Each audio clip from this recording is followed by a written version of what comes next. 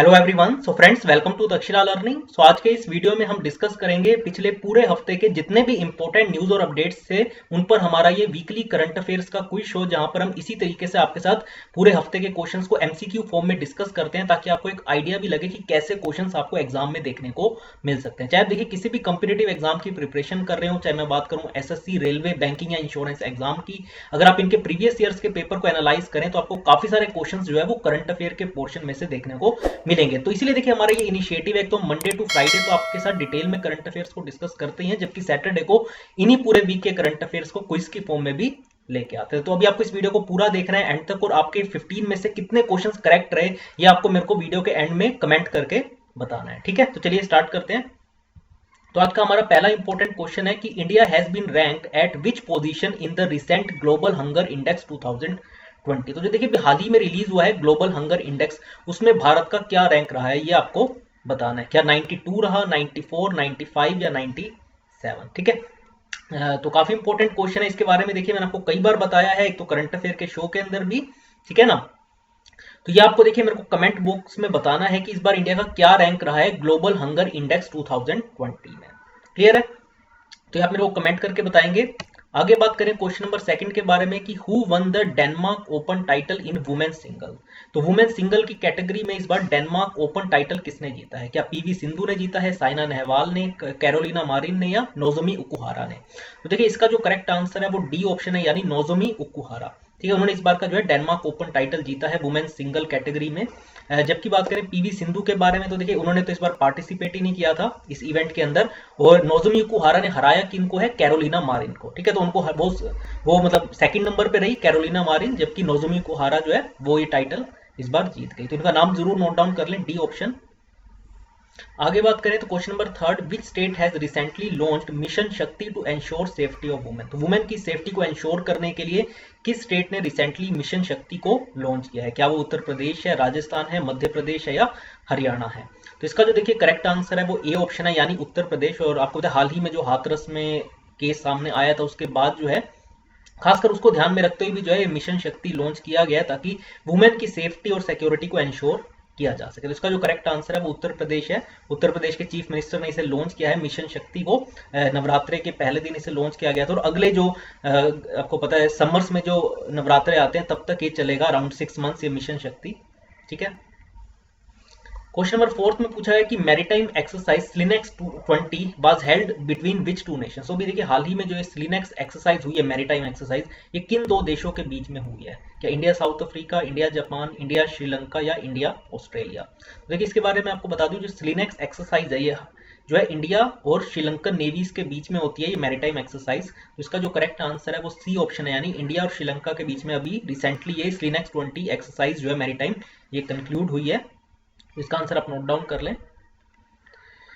Question number fifth में पूछा है कि the central government has approved how much increase in the election campaign expenditure. तो देखिए खासकर कोविड को ध्यान में रखते हुए आपको पता है तो आज के टाइम पे उतनी बड़ी रैलीज नहीं होती जितनी पहले हुआ करती थी, तो गैदरिंग कम होती, इसलिए ज्यादा रैलीज करनी पड़ रही है। इसके अलावा डिजिटली आपको पता है ऑलमोस्ट ज्यादातर इवेंट्स जो है वो डिजिटली भी हो रहे हैं, तो उसमें भी बहुत ज्यादा एक्सपेंडिचर होता है। और इसके अलावा जो मास्क हो गए, सैनिटाइजर, इन सब पे जो खर्चा है, इसको ध्यान में रखते हुए इस बार सेंट्रल गवर्नमेंट ने अप्रूव किया है इलेक्शन कमीशन के प्रपोजल को, कि जो पर कैंडिडेट या ओवरऑल जो एक बजट होता है कि स्टेट के अंदर कितना स्पेंडिंग हो सकती है इलेक्शंस के अंदर, उसको कितने परसेंट से इंक्रीज किया है। क्या वो 10% है, 15% है, 20 है, या 25 है?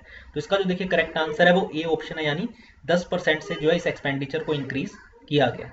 क्लियर है? आगे बात करते हैं क्वेश्चन नंबर 6 में हमसे पूछा है कि union minister Nitin Gadkari recently laid the foundation stone for India's first ever multi modal logistic park in which state. तो किस स्टेट के अंदर उन्होंने ये फाउंडेशन स्टोन रखा है? अरुणाचल प्रदेश, असम, त्रिपुरा, या नागालैंड? तो इसका जो देखिए करेक्ट आंसर है वो बी ऑप्शन है, यानी असम के अंदर जो है खुद जो यूनियन मिनिस्टर है नितिन गडकरी, उन्होंने फाउंडेशन स्टोन रखा है मल्टी मॉडल लॉजिस्टिक पार्क का, जो कि वहाँ पे रेल, एयर और रोड की कनेक्टिविटी को खासकर असम के अंदर और उसके बाद पूरे नॉर्थ ईस्टर्न एरियाज को काफी हद तक इंप्रूव करेगा। तो इसका जो करेक्ट आंसर है वो बी ऑप्शन है, असम। ठीक है। क्वेश्चन नंबर 7 में पूछा गया कि who became the first cricketer to score consecutive centuries in IPL history. तो क्या वो केएल राहुल है, विराट कोहली है, मयंक अग्रवाल है या शिखर धवन है? तो अगर आप देखेंगे इन चारों का ही रिकॉर्ड इस बार का जो सीजन चल रहा है अभी आईपीएल का उसके अंदर काफी अच्छा है, लेकिन इसका जो करेक्ट आंसर है वो डी ऑप्शन है, यानी शिखर धवन ने जो अभी कुछ दिन पहले आपने देखा को लगातार 2 मैचेस के अंदर कंसेक्यूटिव सेंचुरीज मारी है, और आज भी उनका मैच है। आज जब ये शो आपके सामने आएगा ये वीडियो, तो आज भी उनका मैच है, तो अगर आज भी वो कर लेते हैं तो 3 सेंचुरीज लगातार हो जाएगी। खैर, तो अभी तक की हिस्ट्री में आज तक कभी किसी ने 2 लगातार सेंचुरीज नहीं स्कोर की थी, तो अब जो है ये रिकॉर्ड किसके पास चला गया है? शिखर धवन, यानी डी ऑप्शन। आगे बात करते हैं क्वेश्चन नंबर 8 के बारे में। India held business forum with which country on bilateral trade and investment on 20th of October? तो 20 अक्टूबर को भी इंडिया का किस देश के साथ बिजनेस फोरम का जो है मीटिंग हुई है, ये समिट हुआ है with which country on bilateral trade and investment? क्या वो ऑस्ट्रेलिया है, यूएस है, वियतनाम है या जापान है? तो इसका जो देखिए करेक्ट आंसर है वो वियतनाम है। वियतनाम के साथ हाल ही में अभी ये बिजनेस फोरम पर जो है बायलैटरल ट्रेड और इन्वेस्टमेंट का ये एक तरीके से समिट टाइप हम कह सकते हैं हुआ है, तो सी इसका करेक्ट आंसर है। देन अगर बात करें वर्ल्ड स्टैटिस्टिक्स डे हम इनमें से किस दिन ऑब्जर्व करते हैं? 19 अक्टूबर, 20 अक्टूबर, 21 या 22? ठीक है, तो इसका जो देखिए करेक्ट आंसर है ये आपको मेरे को कमेंट करके बताना है, वर्ल्ड स्टैटिस्टिक्स डे हम किस दिन ऑब्जर्व करते हैं? ठीक है, 19 अक्टूबर, 20 अक्टूबर, 21 या 22? ठीक है, ये आपको कमेंट करके बताना है, क्योंकि देखिए काफी सारे आंसर्स मैंने आपको बताए ही हैं। आगे बात करते हैं क्वेश्चन नंबर 10 के बारे में। Which city will host the third India US 2+2 ministerial dialogue on 27th of October? तो भारत और अमेरिका के बीच में तीसरा जो है 2+2 मिनिस्ट्रियल डायलॉग 27 अक्टूबर को जो होना है वो किस सिटी में होगा? New Delhi, New York, Washington DC या मुंबई? इसका जो करेक्ट आंसर है वो ए ऑप्शन है, यानी न्यू दिल्ली। सबसे पहला जो एडिशन हुआ था वो भी न्यू दिल्ली में हुआ था, दूसरा एडिशन जो था वो वाशिंगटन डीसी में, और तीसरी बार फिर जो है जो 27 अक्टूबर को होगा वो दिल्ली के अंदर होने जा रहा है, तो ए आंसर इसका करेक्ट है। आगे बात करते हैं which ship was commission into the Indian navy on 22nd of October? क्या वो आईएनएस विक्रांत है, आईएनएस कैलाश है, आईएनएस कवारती है या आईएनएस प्रबल है? तो इसके बारे में भी मैंने आपके साथ डिस्कशन किया हुआ है। इसका जो करेक्ट आंसर है वो है सी ऑप्शन, यानी आईएनएस कवारती जो है, जो कि इंडिजिनियसली इंडिया में ही डिजाइन और डेवलप की गई एंटी सबमरीन जो है वारफेयर के कैटेगरी में आने वाला इस शिप को इंक्लूड किया गया है आईएनएस कवारती को।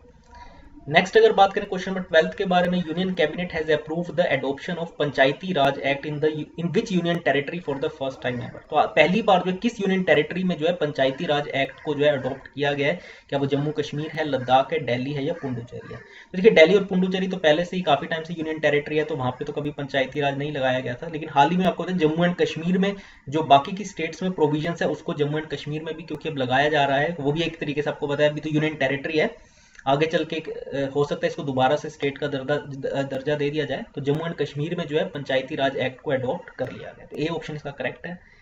देन अगर बात करें यूनाइटेड नेशंस डे हम किस दिन ऑब्जर्व करते हैं? 21 अक्टूबर, 22 अक्टूबर, 23 अक्टूबर या 24 अक्टूबर? तो इसका जो करेक्ट आंसर है वो 24 अक्टूबर है। हम हर साल 24 अक्टूबर को यूनाइटेड नेशंस डे ऑब्जर्व करते हैं, और इस बार 75वीं एनिवर्सरी है यूनाइटेड नेशंस के फॉर्मेशन से लेके अब तक। ठीक है, तो इसका डी करेक्ट आंसर है। आगे बात करते हैं which state government has decided to implement smart blackboard scheme? Smart blackboard मतलब जो आपको पता है आजकल डिजिटली जो प्रोजेक्टर के थ्रू जो यूज होता है पूरा जो सिस्टम होता है ब्लैक बोर्ड का, तो किस स्टेट गवर्नमेंट ने इसे इंप्लीमेंट किया है? केरला, तमिलनाडु, आंध्र प्रदेश या कर्नाटक? तो इसका जो करेक्ट आंसर है वो बी ऑप्शन है, यानी तमिलनाडु ने डिसाइड किया कि अराउंड 80,000 के करीब स्टेट गवर्नमेंट स्कूल्स के अंदर ये स्मार्ट ब्लैक बोर्ड लगाए जाएंगे, ताकि टीचिंग जो एक तरीके से इनोवेटिव हो और बच्चों को भी पढ़ने में मजा आए। ठीक है, और आखिरी आज का हमारा क्वेश्चन है कि which state has decided to set up oxygen generation plants in all medical colleges and district hospital? देखिए आज के टाइम पे जो ऑक्सीजन यूज होती है, खासकर कोविड के टाइम पे आपको पता है ऑक्सीजन की जो शॉर्टेज होती है किसी भी पर्सन की बॉडी में वो बहुत ज्यादा हो जाती है इस वायरस के इन्फेक्ट करने के बाद, जिसके अंदर सिम्टम्स आते हैं, तो उसमें सबसे ज्यादा उसे सांस लेने में दिक्कत आती है। तो इस टाइम पे जो ऑक्सीजन है वो बहुत इंपॉर्टेंट है, जो उसके लिए जनरेशन प्लांट्स कौन सी स्टेट ने डिसाइड किया कि वो हर मेडिकल कॉलेजेस और डिस्ट्रिक्ट हॉस्पिटल में सेटअप करेंगे? तो इसका जो करेक्ट 4 ऑप्शन है, महाराष्ट्र, तमिलनाडु, छत्तीसगढ़ या झारखंड। तो इसका करेक्ट आंसर है सी ऑप्शन, यानी छत्तीसगढ़ गवर्नमेंट ने डिसाइड किया कि हर स्टेट हर जो है मेडिकल कॉलेज और डिस्ट्रिक्ट हॉस्पिटल के अंदर इस तरीके से ऑक्सीजन जनरेशन प्लांट्स को सेटअप किया जाएगा, ताकि ऑक्सीजन जो दी जाती है, खासकर जिनको ब्रेथलेसनेस की प्रॉब्लम आती है उनको कोई कमी ना रहे, मतलब प्रॉपर जो है अवेलेबिलिटी उसकी रहे। ठीक है, तो ये सी ऑप्शन इसका करेक्ट आंसर है। तो ये थे आज के हमारे इंपॉर्टेंट अपडेट्स। कितने आंसर आपके करेक्ट रहे आउट ऑफ 15 ये आपको कमेंट करके बताना है, और इसके अलावा आप हमारे इस यूट्यूब चैनल को सब्सक्राइब कर लें, क्योंकि इसके अलावा आपको क्वांट, रीजनिंग, इंग्लिश और जनरल अवेयरनेस सब्जेक्ट्स पर भी बेस्ड वीडियोस लगातार बेसिस पर यहाँ पर मिलती रहेगी। देन अपार्ट फ्रॉम इट आप हमारी वेबसाइट भी विजिट कर सकते हैं, जो कि है takshilalearning.com, जहाँ पर अगर आप बैंकिंग, एसएससी या रेलवे के एस्पायरेंट है तो आप हमसे 6 महीने या 1 साल का कोर्स ले सकते हैं, जिसमें आपको पूरा रिकॉर्डेड वीडियोस मिलेंगी, test series, e books, live classes, ठीक है, 1-to-1 आपका व्हाट्सएप ग्रुप क्रिएट किया जाएगा। तो ये सब आपको मिलेगा। तो आपको क्या करना है, हमारी वेबसाइट पे जाना है, जो कि takshilalearning.com। तो आज की इस वीडियो में इतना ही फ्रेंड्स, थैंक्स अ लॉट।